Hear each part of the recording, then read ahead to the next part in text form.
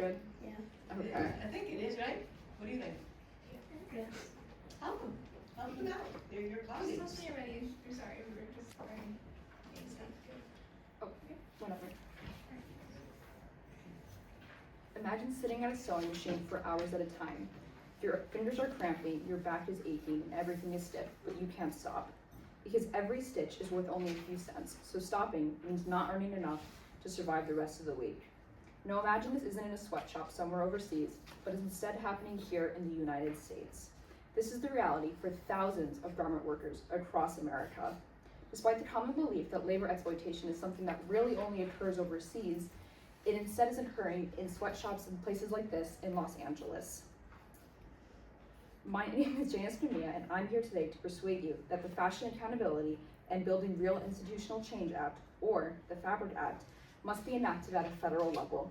By examining the problem of garment workers facing exploitation, how said exploitation is caused by a lack of federal regulations as well as fast fashion, and how the Fabric Act acts as a necessary solution. To understand why this important legislation is necessary, we must first examine the reality of the exploitation these workers are facing. Often for these workers, these sort of situations are hidden in plain sight, with issues like wage theft happening very often, where most workers are earning well below the minimum wage. According to the U.S. Department of Labor, workers on average are earning $2.68 an hour, which is not enough to live off of. This is due mostly in part to the piece rate system, as you can see over here, which is where workers are paid per garment made instead of paid by the hour. So they're earning usually well below that minimum wage, despite working shifts that are often 12 plus hours in length. As a result, workers are then forced to work at incredibly breakneck speeds because they need to make enough to get by. Now, this is not an isolated situation, but instead this is rather indicative of a broad pattern of injustice across the fashion industry. According to the Garment Workers Center, 90% of workers in LA receive no overtime despite working 40-hour work weeks on average, with 60% of those workers earning well below the minimum wage. Additionally, this leads to a lot of issues of physical and emotional harm for these workers. As seen here in the Marie Claire feature, a female worker, Isabel, in Los Angeles, talks about how she has chronic pain and arm injuries from working in these factories, with another worker, Maite, describing how she can't even take a 15-minute break because she feels she won't earn enough to bring home to her family at the end of the week. Additionally, these workers are a very vulnerable workforce, as according to the Georgetown Journal of Gender and the Law, 80 to 85% of these workers are women, with the majority of these women being often immigrants and people of color, meaning that these workers are often subject to additional challenges such as language barriers, issues with immigration status, as well as limited opportunities that keep them in these exploitative situations. So these issues are not just isolated, but are instead showing the larger failures of the fashion industry.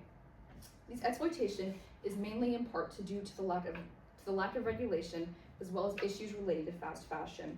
With federal oversight, despite standards such as the Fair Labor Standards Act being in place, the piece rate system, which I discussed previously, is a major loophole, which means that even if workers are earning below minimum wage with the piece rate system, they're still not subject to the Fair Labor Standards Act, with the Garment Workers Center describing this in detail. Additionally, subcontracting means brands don't have to have any sort of accountability, so like large brands such as like Zara or H&M can get away with subcontracting down to these smaller factories in Los Angeles, where workers are instead, where work violations happen all the time, with these large brands not having to face any sort of financial or public backlash. Additionally, fast fashion, which thrives off of garments needing to be produced quickly and cheaply, is contributing to this issue, as American factories cannot keep up with the low cost to manufacture items overseas, such as in places like China or Thailand. Only 2% of clothing currently is being bought per person per year is being made in America. So American factories thus have to cut a lot of corners oftentimes, which leads to these terrible work situations for a lot of workers, as it's ending up exploiting them further for their time and money. Despite many of these employees being incredibly skilled, their options are often very limited. So what is being prioritized is often profit over the individual. So how do we address these sorts of issues? Well, the answer lies often in federal action. As I mentioned previously, the Fabric Act offers the necessary solution to these issues.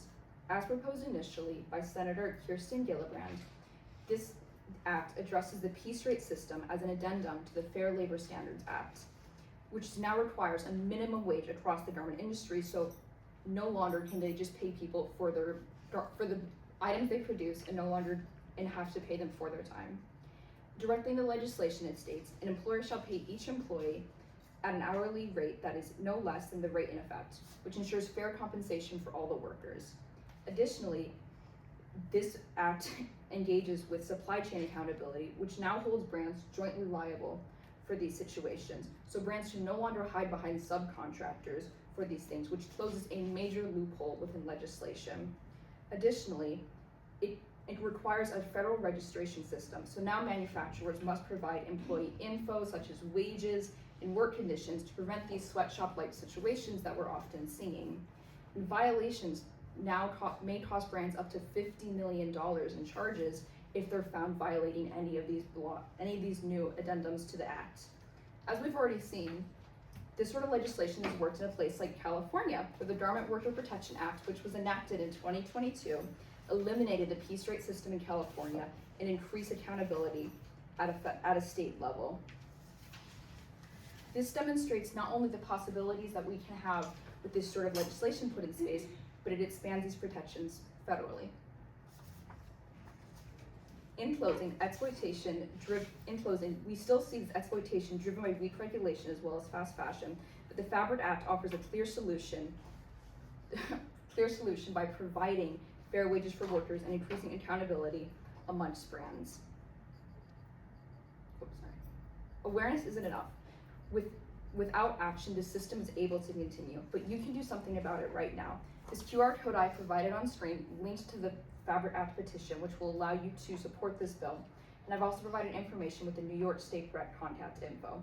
What we wear matters, but who made it and how they are treated matters even more. And now you have a chance to do something about it by signing this petition. Right on time.